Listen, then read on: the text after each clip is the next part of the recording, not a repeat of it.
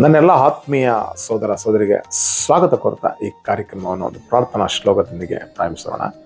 ಶುಕ್ಲಾಂಬರಧರಂ ವಿಷ್ಣುಂ ಶಶಿವರ್ಣಂ ಚತುರ್ಭುಜಂ ಪ್ರಸನ್ನವದನಂ ಧ್ಯಾಯೇ ಸರ್ವಜ್ಞ ಬೆನಕೆ ಏಕತ್ರ ಪಚ್ಚಕಲ್ಲು ಪಾಣಿಮೆಟ್ಲು ಒಪ್ಪು ವಿಘ್ನೇಶ್ವರ ನಿನಗೆ 21 ನಮಸ್ಕಾರಗಳು. ನಾರಾಯಣ ನಮಸ್ಕೃತ್ಯ ನರಂಚಯ ನರತಮ ದೇವಿ ಸರಸ್ವತಿ ವ್ಯಾಸೋ ಚೈವ ತಥೋ ಬುಧರೇ ಶ್ರೀ ಗುರುಭ್ಯೋ ನಮಃ ಶ್ರೀಮಾತ್ರೇ.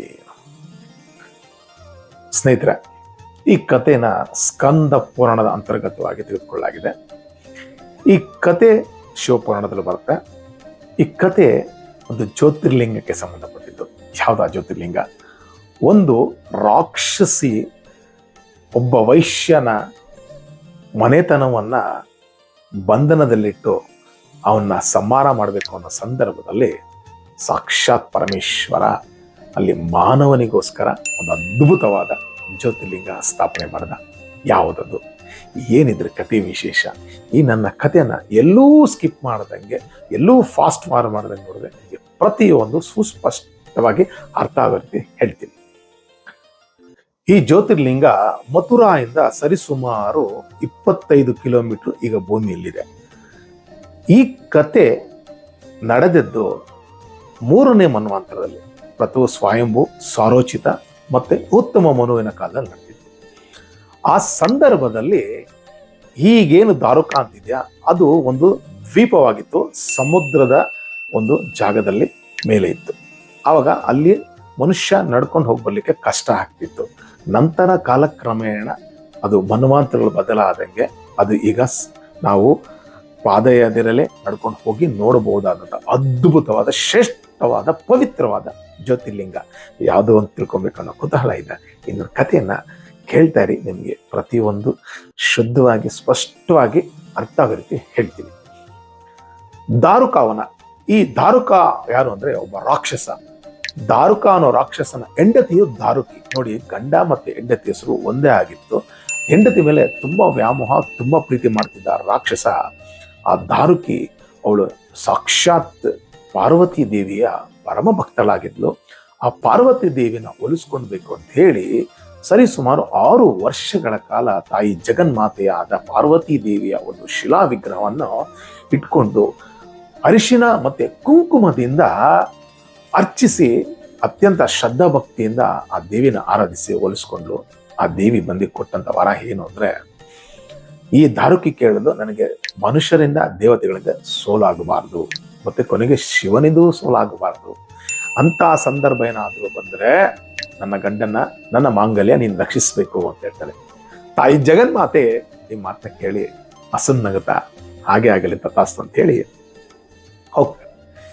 ಅಲ್ಲಿಂದ ಬಂದಂತ ದಾರುಕಿ ಗಂಡನಿಗೆ ವಿಷಯ ತಿಳಿಸಿ ಆ ಕ್ಷಣ ಏನ್ ಮಾಡ್ತಾರೆ, ಭೂಮಿ ಮೇಲಿದ್ದಂತ ಮನುಷ್ಯರ ಮೇಲೆ, ಋಷಿ ಮುನಿಗಳ ಮೇಲೆ ಯಜ್ಞಾಗದಿಗಳನ್ನ ಹಾಳು ಮಾಡಕ್ ಸ್ಟಾರ್ಟ್ ಮಾಡ್ತಾರೆ. ಮತ್ತೆ ಇವ್ರಿಗಿರುವಂತ ತಾಕತ್ತು ಮೊದಲೇ ತೆಗೆದುಕೊಂಡು ಜಗನ್ಮಾತೆ ವರ. ಹಾಗಾಗಿ ದೇವತೆಗಳ ಮೇಲೆ ಹೋಗ್ತಾರೆ. ದೇವತೆಗಳನ್ನ ಸಹ ಓಡಿಸಿ ಅಲ್ಲಿಂದ ಪಾಲಾಯನ ಮಾಡ್ತಾರೆ.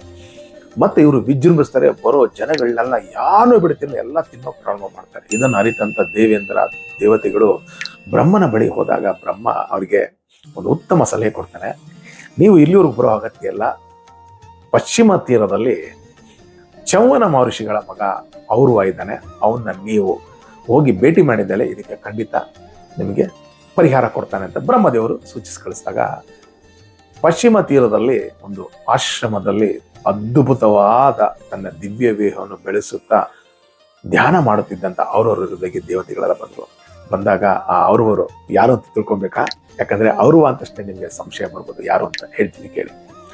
ಭೃಗು ವಂಶಸ್ಥರು. ಯಾಕಂದ್ರೆ ಭೃಗು ವಂಶಸ್ಥರು ಸಾಕ್ಷಾತ್ ಶ್ರೀಮನ್ನಾರಾಯಣನ ವೃಕ್ಷದಲ್ಲಿ ಹುಟ್ಟಿದವರು.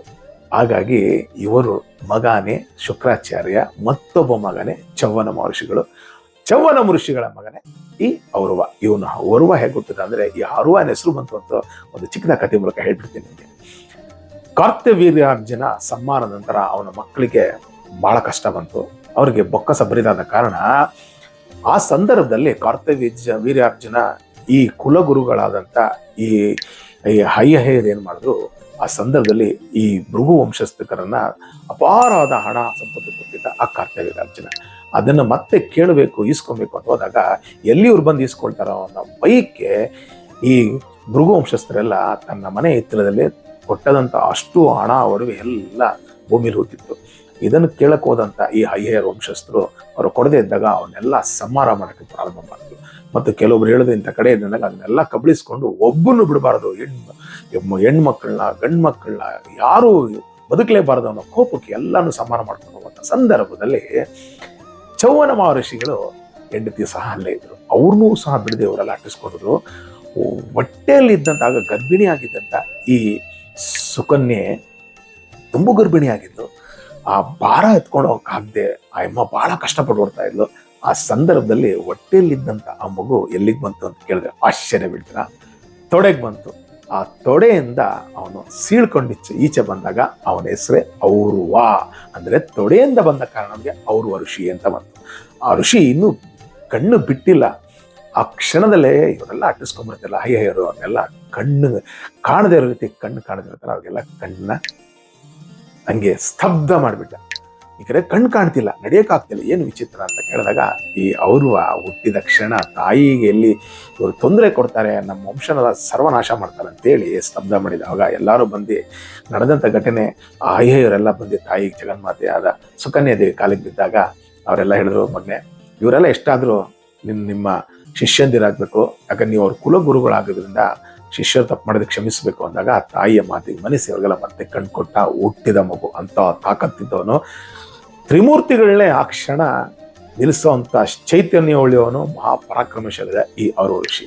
ಔರ್ವ ಋಷಿಯಿಂದ ಬಂದ ದೇವತೆಗಳು ಕೇಳಿದಾಗ ಆ ಕ್ಷಣ ಇವರು ಮಾಡೋವಂಥ ಈ ಅಘಾತಕಾರಿ ಕಾರ್ಯಗಳಿಗೆ ಬಹಳ ಬೇಸರಗೊಂಡಂತ ಔರ್ವ ಮುನಿ, ನೀವೇನು ಹೆದರಬೇಡಿ, ಈ ಕ್ಷಣ ನಿಮಗೊಂದು ಅದ್ಭುತವಾದ ಯಜ್ಞ ಮಾಡಿ ಒಂದು ಅಮೃತ ಕೊಡ್ತೀನಿ, ಈ ಅಮೃತನ ನೀವು ಕುಡಿದಿದ್ದೆ ಆದಲ್ಲಿ ನಿಮ್ಮನ್ನ ಯಾರು ಏನು ಮಾಡ್ಲಿಕ್ಕಾಗಲ್ಲ, ವಜ್ರಕಾಯರಾಗ್ತೀರಾ, ಎಂಥ ಆಯುಧಗಳು ಎಂಥ ಅಸ್ತ್ರಗಳು ನಿಮಗೇನು ಮಾಡಲ್ಲ ಅಂತೇಳಿ ಆ ಕ್ಷಣ ಒಂದು ಅದ್ಭುತವಾದ ಯಜ್ಞ ಮಾಡಿ ಅಲ್ಲಿಂದ ಒಂದು ಅಮೃತ ಮಾಡೋದನ್ನು ತೆಗೆದು ದೇವತೆಗಳಿಗೂ ಮತ್ತೆ ಮನುಷ್ಯರಿಗೂ ಸಹ ಕೊಟ್ಟರು. ಅದನ್ನು ಕೊಡದಂಥ ದೇವತೆಗಳು ಮತ್ತಷ್ಟು ಶಕ್ತಿಶಾಲಿಗಳಾಗಿ ಯುದ್ಧಕ್ಕೆ ಹೋಗಿ ದಾರುಕಿ ಆ ಕಡೆ ಎಲ್ಲಾನು ಸಹ ಎಷ್ಟೋ ಕೋಟಿ ಇದ್ದಂಥವನ್ನೆಲ್ಲ ಸರಿಸುಮಾರು ನಿರ್ನಾಮ ಮಾಡಿ ಕೆಲವೇ ಮಂದಿ ಉಳಿಯೋಂಗೆ ಮಾಡಿ ಅವ್ರನ್ನ ಅಲ್ಲಿಂದ ಓಡಿಸಿದ್ರು. ಅಲ್ಲಿಂದ ಓಡಿದಂಥ ಈ ದಾರುಕ ಒಂದು ವಂಶಸ್ಥರು ರಾಕ್ಷಸರೆಲ್ಲ ಬೇರೆ ವಿಧಿಯಲ್ಲದೆ ಸಮುದ್ರದಲ್ಲೋ ಹಡ್ಕೊಂಡ್ರು. ಆವಾಗ ಆಲೋಚನೆ ಮಾಡಿದ್ರು, ನಮ್ಮನ್ನ ಈ ಭೂಮಿ ಮೇಲೆ ಬದುಕೋಕ್ ಬಿಡಲ್ಲ ಈ ದೇವತೆಗಳು ಮನುಷ್ಯರು, ಯಾಕಂದ್ರೆ ಅವ್ರುವ ಕೊಟ್ಟಂತ ಅಮೃತ ಅಷ್ಟು ಶಕ್ತಿಶಾಲಿಯಾಗಿದೆ, ನಾವು ಅಲ್ಲಿವರೆಗೂ ಒಂದು ಕೆಲಸ ಮಾಡೋಣ, ಇಲ್ಲೊಂದು ದ್ವೀಪ ಇದೆ, ದ್ವೀಪದಲ್ಲಿ ಇರೋಣ ಅಂತೇಳಿ ಎಲ್ಲರೂ ಈ ದಾರುಕ ಅನ್ನೋ ದ್ವೀಪದಲ್ಲಿ ಇದ್ರು. ಅಂದ್ರೆ ಇದು ಸಮುದ್ರದ ಒಂದು ಭಾಗವಾಗಿತ್ತು, ಅಂದ್ರೆ ಅಲ್ಲಿ ಸ್ವಲ್ಪ ಮಾತ್ರ ಭೂಮಿ ಇತ್ತು, ಸಮುದ್ರದ ಅಂದ್ರೆ ಮಧುರ ಇತ್ತು, ಸ್ವಲ್ಪ ದೂರ ಇತ್ತು. ಹಾಗಾಗಿ ಅಲ್ಲಿ ಹೋಗಿ ಅವರೆಲ್ಲ ಹೊತ್ಕೊಂಡು 1 ವರ್ಷ ಏನು ಮಾಡೋಕ್ಕಾಗಲ್ಲ ಅಂತೇಳಿ ಅಲ್ಲೇ ಸಿಕ್ಕಂತ ಆಹಾರಗಳನ್ನ ಸಾಮಗ್ರಿ ತಿನ್ಕೊಂಡಿದ್ರು. ಅಲ್ಲಿ ಅಪ್ಪಿತಪ್ಪಿ ಯಾರಾದ್ರೂ ನೌಕೆಯಲ್ಲಿ ಬಂದಾಗ ಆ ಜನಗಳನ್ನ ಹಿಡ್ದೆ ಇವರು ತಿಂತಾ ಇದ್ರು. ಮತ್ತೆ ಈಚೆ ಬಂದೆ ದೇವತೆಗಳ ಮಧ್ಯೆ ಸಂಹಾರ ಮಾಡೋ, ಹಾಗಾಗಿ ಅಲ್ಲೇ ಉಳ್ಕೊಂಡ್ರು. ಹೀಗೆ ನಡೆಯುವಾಗ ಅಲ್ಲಿ ಈ ವಿಚಾರ ತಿಳಿದಂತ ಜನಗಳು ಆ ಒಂದು ದಾರುಕಾವನಕ್ಕೆ ಯಾರು ಹೋಗ್ತಿರ್ಲಿಲ್ಲ. ತಿಳಿದೇವರು ಆ ಪಾಪ ಹೋದವರು ಅನ್ಯಾಯವಾಗಿ ಸತ್ತೋಗ್ತಾ ಇದ್ರು. ಹೀಗೆ ನಡೆಯುತ್ತಿರುವಾಗ ಒಂದು ದಿನ ಸುಚೀಂದ್ರ ಅನ್ನೋ ವೈಶ್ಯ ಕಾಂಬೋಜ ದೇಶದಿಂದ ತಿಳಿದ 14 ದೊಡ್ಡ ಬೃಹತ್ತಾದ ಹಡಗುಗಳನ್ನ ವ್ಯಾಪಾರಕ್ಕಂತೆ ತಗೊಂಡ್ಬರ್ತಿದ್ದ.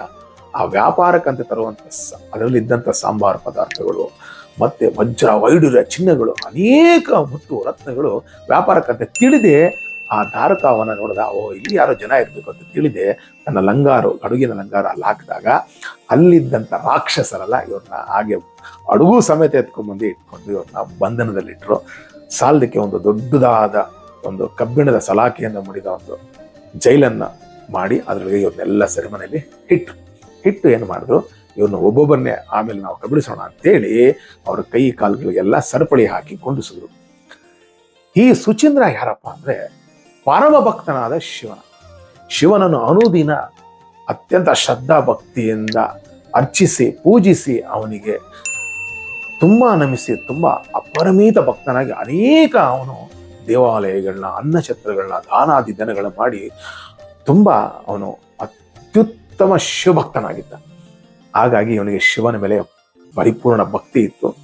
ಇವನು ಆಲೋಚನೆ ಮಾಡಿದ ಏನಿಂತ ಪರಿಸ್ಥಿತಿ, ಜೊತೆಗೆ ಇವನೊಂದಷ್ಟು ವ್ಯಾಪಾರಿಗಳನ್ನ ಕರ್ಕೊಂಡ್ ಬಂದಿದ್ದ. ಅವರೆಲ್ಲ ಬಂದು ಇವನಂತ ಕೇಳಿದ್ರು, ಸ್ವಾಮಿ ಏನ್ ನಮ್ ಕೆಲಸ ಹಿಂಗಾಗೋಯ್ತಲ್ಲ, ನಮ್ಮನ್ನು ಕಾಪಾಡೋರು ಯಾರೀಗ ಅಂದ್ರೆ ನೀವೆಲ್ಲ ಆಲೋಚನೆ ಮಾಡ್ಬಿಡಿ, ಆ ಪರಮಾತ್ಮ ಪರಶಿವ ಬಂದು ಕಾಪಾಡ್ತಾನೆ. ಆದ್ರೆ ಕೆಲವೊಂದು ವ್ಯಾಪಾರಿಗಳಿಗೆ ನಂಬಿಕೆ ಇರಲಿಲ್ಲ. ಯಾಕಂದ್ರೆ ಈ ಒಂದು ಪ್ರಾಂತ್ಯದಲ್ಲಿ, ಈ ಸಮುದ್ರದಲ್ಲಿ ಭಗವಂತ ಹೆಂಗ್ ಕಾಪಾಡ್ತಾನೆ ಅಂದ್ರೆ ಅವ್ರಿಗೆ ಆಗ್ಲೇನೆ ಅಜ್ಞಾನಿಗಳಾಗಿದ್ರು. ಆದ್ರೆ ಈ ರಾಜ, ಈ ವೈಶ್ಯ ಬಹಳ ಉತ್ತಮ ಜ್ಞಾನಿಯಾಗಿದ್ದ. ಅವನಿಗೆ ಚೆನ್ನಾಗಿ ಗೊತ್ತಿತ್ತು, ಖಂಡಿತ ಭಗವಂತ ನಾನು ಪೂಜೆ ಮಾಡಿದ್ರೆ ಕರೆದ್ರೆ ಬಂದೇ ಬರ್ತಾನೆ ಅಂತೇಳಿ ಅಲ್ಲಿ ಆ ಮರಳಲ್ಲಿ ಏನ್ ಸಿಗುತ್ತೆ, ನೀರಿಲ್ಲ ಏನಿಲ್ಲ ಅಂತ ಜಾಗದಲ್ಲಿ ಏನೋ ಸ್ವಲ್ಪ ಬಾಧೆ ಬಿದ್ದು ಕುಡಿಯಕ್ಕೆ ನೀರು ಕೊಟ್ಟಿದ್ರಲ್ಲ, ಅದರಲ್ಲೇ ಮರಳಲ್ಲಿ ಕಳಿಸಿ ಒಂದು ಅದ್ಭುತವಾದ ಸೈಕತಲಿಂಗ ಮಾಡಿಕೊಂಡು, ಅದಕ್ಕೆ ಅಲ್ಲಿ ಯಾವುದೇ ಪತ್ರ ಪುಷ್ಪ ಏನೂ ಇಲ್ಲ, ಆದರೂ ಸಹ ತನ್ನ ನಿರ್ಮಲವಾದ ಮನಸ್ಸಿಂದ ಭಕ್ತಿಯಿಂದ ಸಿಕ್ಕುವಂಥ ಮರಳಿಂದನೇ ಅತ್ಯಂತ ಶ್ರದ್ಧಾ ಭಕ್ತಿಯಿಂದ ತನ್ನ ಪರಿವಾರದ ಎಲ್ಲರೂ ಕೂತ್ಕೊಂಡು ಆ ಲಿಂಗಕ್ಕೆ ಅಭಿಷೇಕ ಮಾಡೋಕ್ಕೆ ಪ್ರಾರಂಭ ಮಾಡೋದು. ಅದ್ಭುತವಾದ ಪಂಚಾಕ್ಷರಿ ಮಂತ್ರದಿಂದ ಪೂಜೆನ ಪ್ರಾರಂಭ ಮಾಡ್ದ.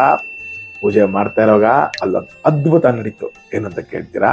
ಆ ಲಿಂಗದ ಮೇಲೆ ಒಂದು ಬಾಲಕ, 5 ತಲೆ 10 ಭುಜಗಳು, ಬೆಳ್ಳಗಿದ್ದಾನೆ, ಸುಂದರಾಕಾರಕ್ಕೆ, ಎಷ್ಟು ಪ್ರಜ್ವಲವಾಗಿದ್ದಾನೆ ಅಂದ್ರೆ ಅದನ್ನ ಅಲ್ಲೇ ಒಬ್ಬ ರಾಕ್ಷಸರು ಅವನ್ನ ಗಮನಿಸಿದ್ದವ್ರು ನೋಡಿ, ಓಹೋ ಇಲ್ಲೇನೋ ಆಗ್ತಾ ಇದೆ, ಕ್ಷುದ್ರ ಪೂಜೆ ಅಂತೇಳಿ ಆ ಕ್ಷಣ ದಾರುಕನಿಗೆ ಹೋಗಿ ಹೇಳಿದ್ರು, ದಾರುಕ ಆ ವೈಶ್ಯ ನೀನು ಆ ಕಟ್ಟೆ ಹಾಕಿದ್ಯಲ್ಲ, ಅವನೇನೋ ಒಂದು ಲಿಂಗ ಮಾಡ್ಕೊಂಡು ಒಂದು ಕ್ಷುದ್ರ ಪೂಜೆ ಮಾಡ್ತಾ ಇದ್ದಾನೆ, ಯಾವುದೋ ಒಂದು ಜ್ಯೋತಿ ಬಂತು ಆ ಒಂದು ಲಿಂಗದಲ್ಲಿ ಕುತ್ಕೊಳ್ತು, ಏನು ಗೊತ್ತಿಲ್ಲ, ಬಂದು ನೋಡು ಅಂದಾಗ, ಓಹೋ ನನ್ನನ್ನ ಸಂಹಾರ ಮಾಡೋದಕ್ಕೆ ಇವರು ಇದೆಲ್ಲ ಕ್ಷುದ್ರ ಪೂಜೆ ಮಾಡ್ತಾರ ಅಂತೇಳಿ ದಾರುಕ ಅವ್ರ ಕಡೆಯವ್ರನ್ನೆಲ್ಲ ಕರ್ಕೊಂಬಂದ. ಎಲ್ಲವೋ ಧೂರ್ತ ಸುಚೀಂದ್ರ, ನನ್ನನ್ನು ನೀನು ಸಂಹಾರ ಮಾಡಲಿಕ್ಕೆ ಕ್ಷುದ್ರ ಪೂಜೆ ಮಾಡ್ತಿದ್ಯಾ, ಏನದು ಅಂದಾಗ ಅವನ ಕಣ್ಣಿಗೆ ಪರಮಾತ್ಮ ಕಾಣ್ತಿಲ್ಲ, ಆದ್ರೆ ಈ ಸುಚೀಂದ್ರನ ಕಣ್ಣಿಗೆ ಪರಮಾತ್ಮ ಕಾಣ್ತಿದ್ದಾನೆ.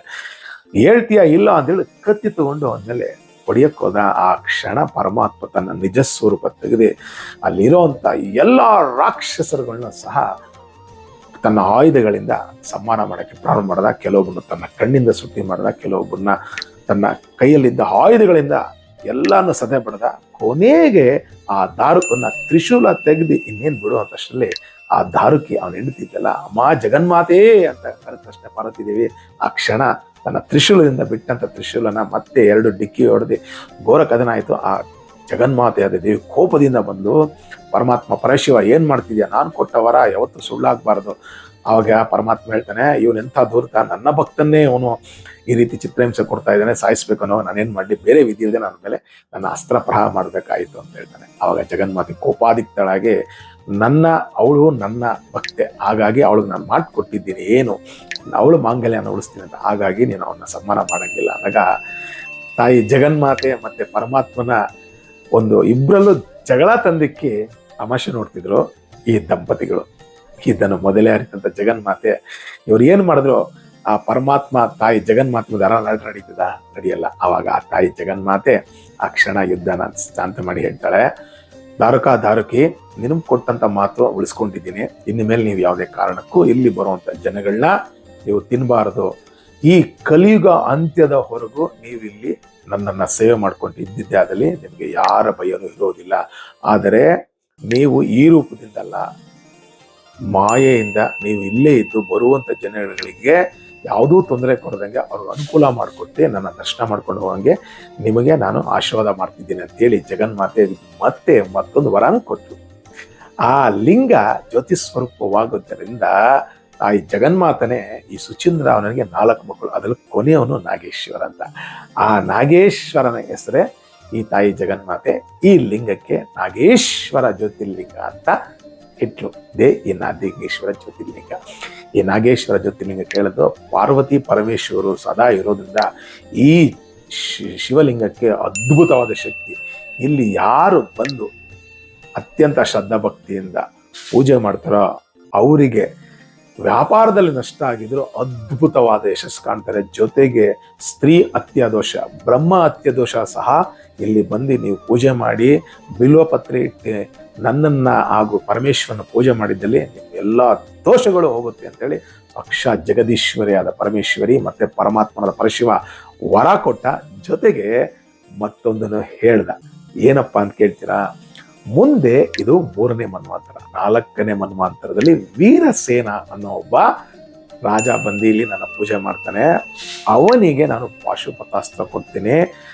ಜೊತೆಗೆ ಅವನು ಬಂದು ಅತ್ಯಂತ ಶ್ರದ್ಧಾ ಭಕ್ತಿಯಿಂದ ಬೇಡಿದ ಕಾರಣ ಅವನಿಗೆ ಮುಂದೆ ಒಬ್ಬ ಜಗದ್ವಿಖ್ಯಾತನಾದ ಮಗನೂ ಹುಡ್ತಾನೆ ಅಂತ ಹೇಳಿದ್ರು. ಅಲ್ಲಿಂದ ಅವ್ರು ಹೋದ ನಂತರ ಅದೇ ವೀರಸೇನ ರಾಜ ಮತ್ತೆ ಪರಮಾತ್ಮ ಹೇಳಿದ ಹಾಗೆ 4ನೇ ಮನ್ವಂತರದಲ್ಲಿ ಬಂದು ಆ ಸ್ವಾಮಿನ ಅತ್ಯಂತ ಶ್ರದ್ಧಾ ಭಕ್ತಿಯಿಂದ ನಿಷಧ ದೇಶದ ರಾಜ ಈ ವೀರಸೇನ ಪರಮಾತ್ಮನ ಅತ್ಯಂತ ಶ್ರದ್ಧಾ ಭಕ್ತಿಯಿಂದ ಆರಿಸಿದಕ್ಕೆ ಆ ಪರಮಾತ್ಮ ಬಂದು ಪಾಶುಪತಾಸ್ತ್ರ ಕೊಟ್ಟ. ಮುಂದೆ ಈ ಜಗದ್ವಿಖ್ಯಾತಾಗಿ ನೀನು ಯಾರೂ ಸೋಲ್ಸಕ್ಕಾಗಲ್ಲ ಅಂದಾಗ ಮತ್ತೇನು ಬೇಕು ಕೇಳು ಅಂದಾಗ ಆ ಸ್ವಾಮಿ ಕೇಳ್ತಾನೆ, ನನಗೆ ಒಬ್ಬ ಪುತ್ರನ ದಯಪಾಲಿಸುವ ಆ ಪುತ್ರ ಜಗದ್ವಿಖ್ಯಾತನಾಗಬೇಕು, ಅವನ ಹೆಸರು ಕೇಳಿದ ತಕ್ಷಣ ಕಲಿಯೂ ಸಹ ಓಡೋಗ್ಬೇಕು ಅಂತಾನೆ.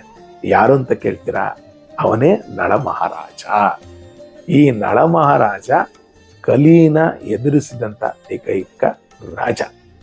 ಈ ಕಲಿನ ಓಡಿಸ್ಬೇಕು ಅಂದ್ರೆ ಈ ನಳ ಮಹಾರಾಜನ ನೆನೆಸ್ಕೋಬೇಕು. ಈಗ ಈ ಕಾಲದಲ್ಲಿ, ಈ ಕಲಿಗಾಲದಲ್ಲಿ ಕಲಿಯ ಪ್ರವೇಶ ಜಾಸ್ತಿ ಇರೋದ್ರಿಂದನೇ ತಂದೆ ತಾಯಿಗಳಿಗೆ ನಾವು ಬಾಧ್ಯತರಾಗ್ತಿಲ್ಲ, ನಾವು ಹೇಳಿದ ಮಾತು ಕೇಳ್ತಾ ಇಲ್ಲ, ಮಕ್ಕಳು ಬೆಳವಣಿಗೆ ಸರಿಗಿಲ್ಲ, ಗಂಡ ಹೆಂಡತಿ ಅನ್ಯ ಇಲ್ಲ. ಇದು ಎಲ್ಲದಕ್ಕೂ ಕಾರಣ ಈ ಕಲಿನೇ. ಹಾಗಾಗಿ ಪರಮಾತ್ಮ ಒಂದು ಅದ್ಭುತವಾದ ಮಂತ್ರ ಕೊಟ್ಟ. ಆ ಮಂತ್ರ ಈ ನಳ ಮಹಾರಾಜ ಆ ಕಲಿನ ಕೇಳಿದಾಗ ಬಂದಂಥ ಅದ್ಭುತವಾದ ಮಂತ್ರ ಏನು ಅಂತ ಕೇಳಿದ್ರೆ, ಈ ಮಂತ್ರನ ಯಾರು ಬೆಳಿಗ್ಗೆ ಎದ್ದು ಅತ್ಯಂತ ಶ್ರದ್ಧಾ ಭಕ್ತಿಯಿಂದ ಹೇಳ್ತಾರೋ ಅವ್ರಿಗೆ ಕಲಿ ಹತ್ರ ಬರೋಕೋ ಆಲೋಚನೆ ಮಾಡ್ತಾನೆ. ಯಾವುದು ಅಂತ ಕೇಳ್ತೀರಾ? ಮಂತ್ರ ಹೇಳ್ತೀನಿ ಕೇಳಿ. ಕಾರ್ಕೋಟಕ ನಾಗಸ್ಯ ದಮಯಂತಿ ನಳಸ್ಯ ಋತುಪರ್ಣ ರಾಜ ಋಷಿಯ ಕಲಿ ದುರ್ಮರಣ ವಿನಾಶಕ. ಅಂದ್ರೆ ಈ ಮಂತ್ರದ ಅರ್ಥ ಏನಂದ್ರೆ, ಕಾರ್ಕೋಟಕ ನಾಗಸ್ಯ, ನಾಗರಾಜರಲ್ಲಿ ಶ್ರೇಷ್ಠನಾದವನು ಒಬ್ಬ ಕಾರ್ಕೋಟಕ, ಅವನು ಸಹ ನೆನೆಸ್ಕೊಳ್ಬೇಕು. ಜೊತೆಗೆ ನಳ ದಮಯಂತಿ ಮಹಾರಾಜನ ನೆನೆಸ್ಕೊಂಡು, ಋತುಪರ್ಣ, ಯಾರೀ ಋತುಪರ್ಣ? ಮರ ನೋಡಿದ ತಕ್ಷಣ ಇಷ್ಟು ಎಲೆಗಳೇ ಅಂತ, ಅವನೂ ಒಬ್ಬ ರಾಜ ಋಷಿ. ಯಾಕಂದ್ರೆ ನಳ ಮಹಾರಾಜ ಕಷ್ಟದಲ್ಲಿದ್ದಾಗ ಇವನು ಸಹಾಯಕನಾಗಿದ್ದ, ಹಾಗಾಗಿ ಇವನು ಸಹ ನೆನೆಸ್ಕೊಳ್ಬೇಕು. ಕೊನೆಗೆ ಈ ಕಲಿನ ನಮ್ಮ ಮೇಲೆ ಅವನ ಪ್ರಭಾವ ಬೀರಬಾರ್ದು ಅನ್ನೋಕ್ಕೋಸ್ಕರ ಈ ಮಂತ್ರನ ಯಾರು ಅನುದಿನ ಪಠಿಸ್ತಾರೋ ಅವರಿಗೆ ಕಲಿ ಅಷ್ಟು ಬಾಧಿಸೋದಿಲ್ಲ ಅನ್ನೋ ಮೂಲಕ ಈ ಕಥೆನ ಇಲ್ಲಿ ಮುಗಿಸ್ತಾ ಇದ್ದೀನಿ ಸ್ನೇಹಿತರೆ. ಈ ಜ್ಯೋತಿರ್ಲಿಂಗ 12 ಜ್ಯೋತಿರ್ಲಿಂಗಗಳು ಶ್ರೇಷ್ಠವಾದವು. ಅದರಲ್ಲಿ ಈ ಜ್ಯೋತಿರ್ಲಿಂಗ ಮತ್ತಷ್ಟು ಶ್ರೇಷ್ಠ. ಯಾಕಂದ್ರೆ ಸ್ವಯಂ ಈಶ್ವರ ಪಾರ್ವತಿ ಎಲ್ಲೂ ಜ್ಯೋತಿರ್ಲಿಂಗಗಳಲ್ಲಿ ಇಲ್ಲ, ಆದರೆ ಈ ಜ್ಯೋತಿರ್ಲಿಂಗದಲ್ಲಿ ಮಾತ್ರನೇ ಇದ್ದಾರೆ. ಹಾಗಾಗಿ ಅಷ್ಟೊಂದು ಹೆಚ್ಚು ಹೆಸರುವಾಸಿ ಆಗಿದೆ. ಜೊತೆಗೆ ನಾಗದೋಷಗಳ ಒಂದೇ ಅಲ್ಲ, ಸರ್ಪದೋಷ ಏನೇ ಇದ್ರೂ ಇದರಲ್ಲಿ ಚಟಾಪಟ ಅಂತ ಹೋಗುತ್ತೆ ಈ ದರ್ಶನ ಮಾಡಿದ್ರೆ. ಜೊತೆಗೆ ಇದರಲ್ಲಿ ನಮ್ಮ ವ್ಯಾಪಾರದಲ್ಲಿ ನಷ್ಟ ಆಗಿದ್ರೆ ಅಥವಾ ನಮ್ಮ ಆರೋಗ್ಯದಲ್ಲಿ ಏನಾದ್ರು ಹೆಚ್ಚು ಕಡಿಮೆ ಆಗಿದ್ರೆ ಈ ಜ್ಯೋತಿರ್ಲಿಂಗ ದರ್ಶನ ಮಾಡಿದ್ದೆ ಆದಲ್ಲಿ ನಿಮ್ಮ ಸಕಲ ಅಭಿಷ್ಟಗಳು ನೆರವೇರೋ ಜೊತೆಗೆ ನಿಮ್ಮ ಇಷ್ಟಾರ್ಥಗಳು ನೆರವೇರಿ ನಿಮ್ಮ ಅಭಿಷ್ಟಗಳನ್ನು ಕೊಡುತ್ತೆ ಈ ಅದ್ಭುತವಾದ ನಾಗೇಶ್ವರ ಜ್ಯೋತಿರ್ಲಿಂಗ. ಸ್ನೇಹಿತರೆ, ಈ ಕಥೆನ ಚೆನ್ನಾಗಿದ್ರೆ ದಯವಿಟ್ಟು 4 ಜನಕ್ಕೆ ಶೇರ್ ಮಾಡಿ. ಹಾಗೂ ನಿಮ್ಗೆ ಇಷ್ಟ ಆದರೆ ನನ್ನ ಈ ಚಾನಲ್ನ ಮತ್ತಷ್ಟು ಬೆಳೆಸಬೇಕು ಅಂತ ಆಸೆ ಇದೆ. ಹಾಗಾಗಿ ನಿಮ್ಮೆಲ್ಲರ ಒಂದು ಆಶೀರ್ವಾದ ಈ ಚಾನಲ್ಗೆ ಬೇಕು. ಹಾಗಾಗಿ ನಿಮ್ಮನ್ನು ಕೇಳ್ಕೊಳ್ಳದೆ, ಇದುವರೆಗೂ ಯಾರು ನನ್ನ ಚಾನಲ್ಗೆ ಸಬ್ಸ್ಕ್ರೈಬ್ ದಯವಿಟ್ಟು ಸಬ್ಸ್ಕ್ರೈಬ್ ಆಗಿ ಈ ನನ್ನ ಚಾನಲ್ನ ಪ್ರೋತ್ಸಾಹಿಸಲು ಎಂದು ಕೇಳ್ತೀನಿ. ಸ್ವಸ್ತಿ ಪ್ರಜಾಪಾಲಯಂತ ಜ್ಞಾನೇನ ಮಾರ್ಗೇಣ ಮಹಿಮೈಷ ಗೋ ಬ್ರಾಹ್ಮಣ ಶಿವಮಸ್ತು ಲೋಕ ಸಮಸ್ತ ಸುಖಿನೋ ಭವಂತು ಅಂತ ಹೇಳ್ತಾ ನಿಮ್ಮ ಅಮೂಲ್ಯವಾದ ಸಮಯ ಕೊಟ್ಟು ನೋಡಿದ್ದಕ್ಕೆ ನಿಮ್ಮ ಧನ್ಯವಾದಗಳಂತ ಮತ್ತೊಂದು ಕತೆಗೆ ಮುಂದಿನ ವಾರ ಬಂದು ಕಾಣ್ತೀನಿ. ಅಲ್ಲಿರುವ ಬೆಳಗು ಧನ್ಯವಾದಗಳು.